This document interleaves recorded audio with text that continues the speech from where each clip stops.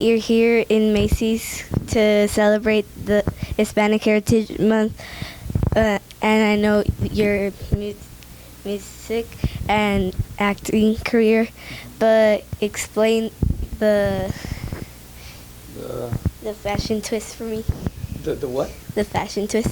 The fashion twist? Oh, like the fact that I'm doing this with Macy's? Is it so Macy's calls me up and says, hey, you want to join us to kind of do like a little tour, like a little meet and greet where you can sign autographs for your fans and stuff and celebrate Hispanic Heritage Month, right? And well, you know, you were born here in Houston, but your parents are from Mexico. I was born in the United States as well, in Miami, but my parents are Cuban.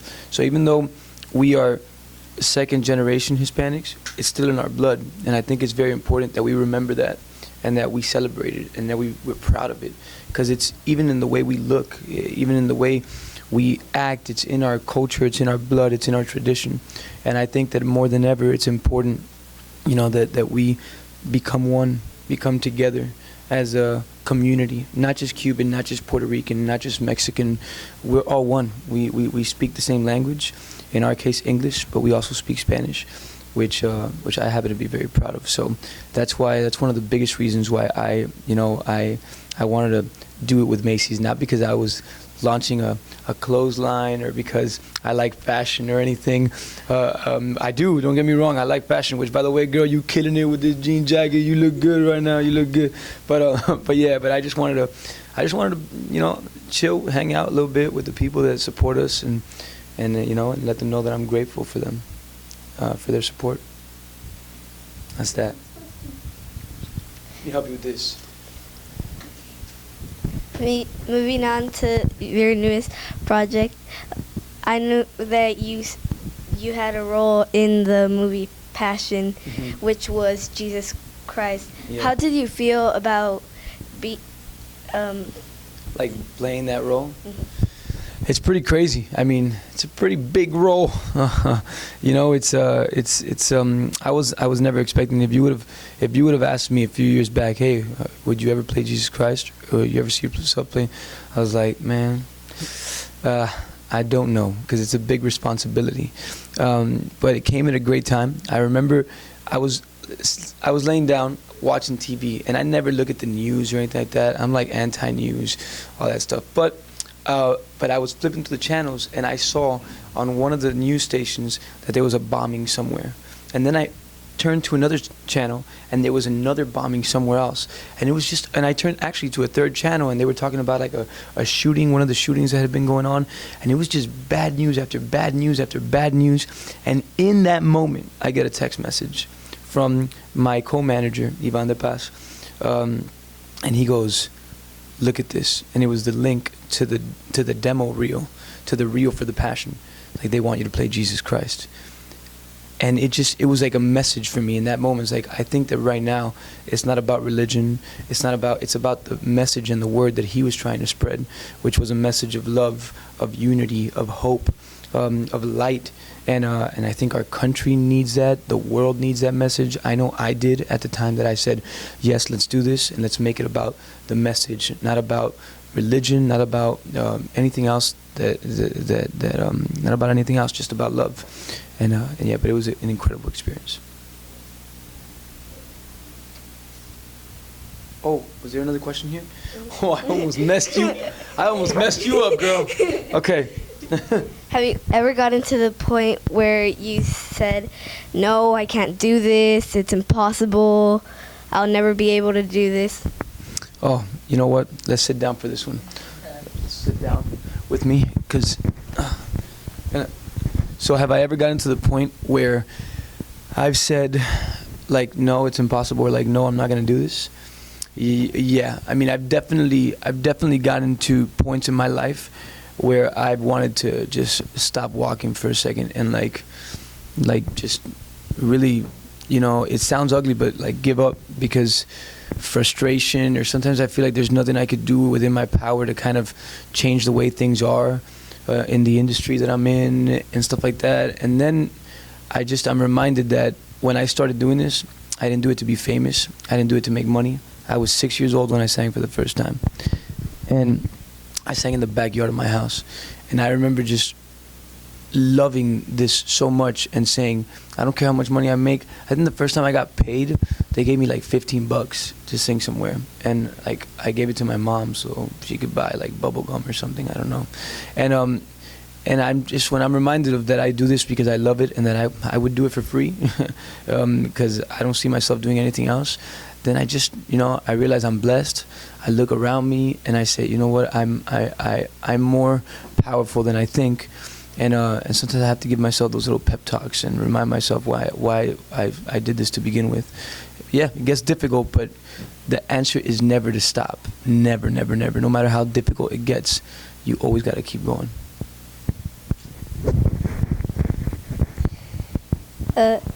What has been the lowest point in your life? The lowest point in my life? Oof, the lowest point in my life. I've had a couple lows. I have two brothers that passed away. All my grandparents passed away. My grandfather, which gave me my first piano. I remember one time I was getting home late, and my dad says to me, "Hey, your grandfather says that he says he wants to talk to you. Call him." And I remember I was talking on the phone with some girlfriend. At the time I was super young, and I said, "I'll call him tomorrow."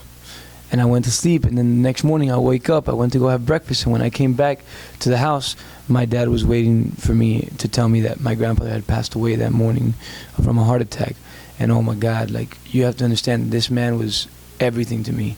So to know that he wanted to tell me something and that he wanted to talk to me, and I had the chance to do that, and I didn't take advantage of it, it really rocked my world. It rocked me to my core. And but from that, I learned, to kind of appreciate the people we have while we have them, and not wait to not have them to want them in our lives, and appreciate them. So, with my other grandfather, which I wasn't as close, I was there with him to the moment that he took his last breath. And that solidified my relationship with my other grandfather. So you have to see a positive in everything, I guess. Did you always wanted to be a singer or an actor? Yes. Unfortunately, I was not given any other option. I was 6 years old, man. 6 years old, I wanted to be a singer. Actor, no. I had no idea in my wildest imagination that I was ever gonna go into the acting world or anything like that. But but definitely, I appreciate that we did, and yeah. But I've known what I wanted to do my entire life. I was passionate about it, so I just kept at it. As a daughter of immigrants, this presidential campaign is really important to me because I really don't want to lose my parents or anything. So what do you think about the presidential campaign? Wow. Oh, man. You know what? I loved you, like, from the moment I saw you, but now I love you even more. That question you just said, and those words you just said, you have no idea how you just touched my heart.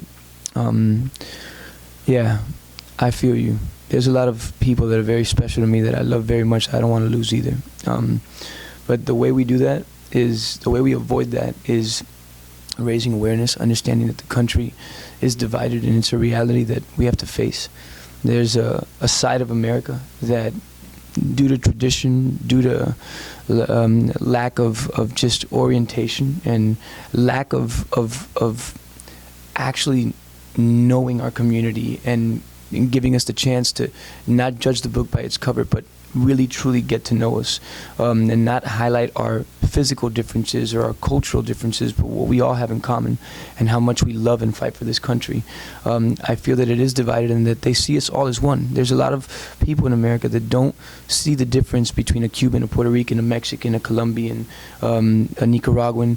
They see us as Latinos, and that's why when I hear accusations, when I hear attacks toward a Mexican community or toward Muslims or toward immigrants in general, it hurts me. It really does, and I've taken it upon myself to raise awareness that it's not about being pro-Trump or pro-Hillary.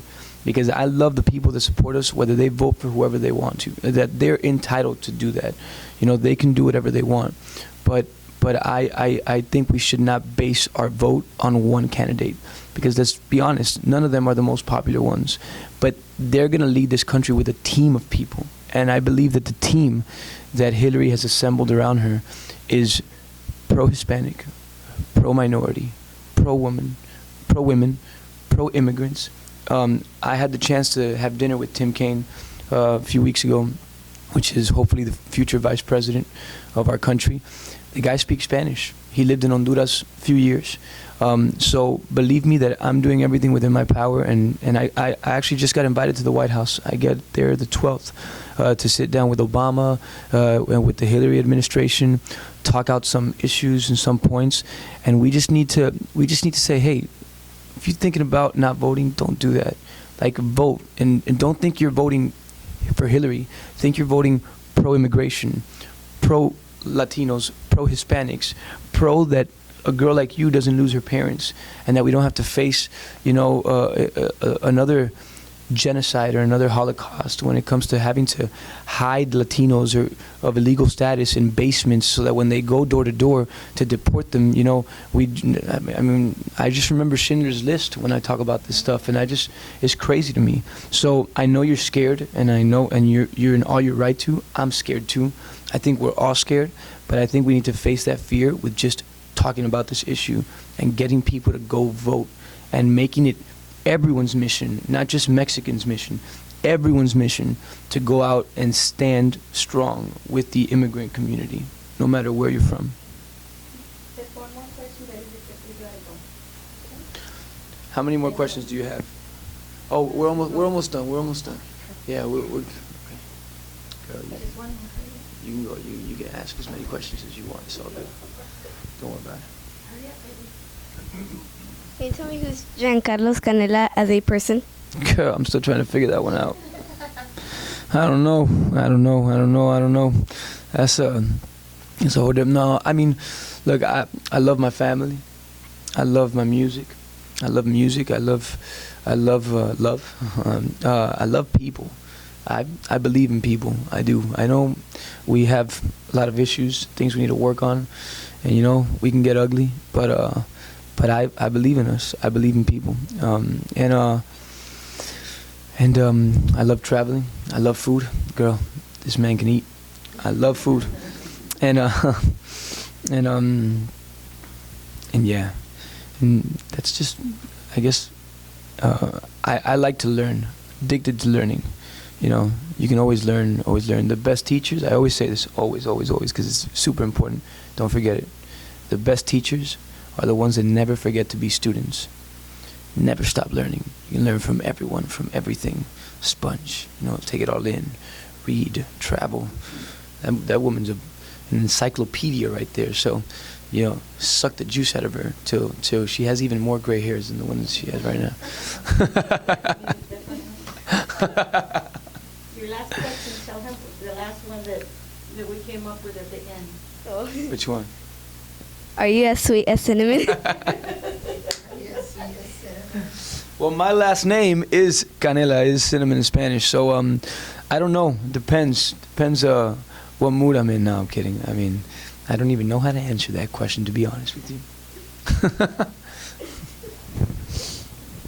You're awesome. So